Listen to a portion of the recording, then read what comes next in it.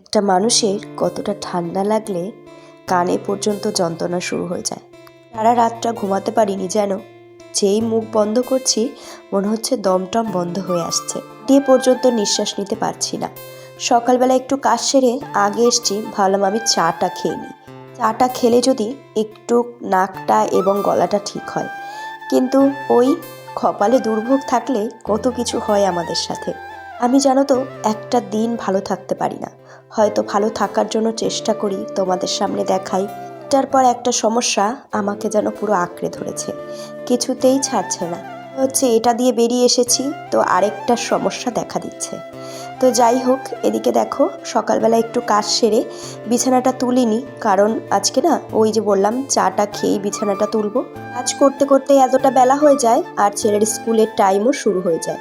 এদিকে ছেলের খাতায় কিছুটা মার্জিন টানার দরকার ছিল, ওগুলো একটু টেনে দিচ্ছি, আবার নিয়ে ছুটবো স্কুল।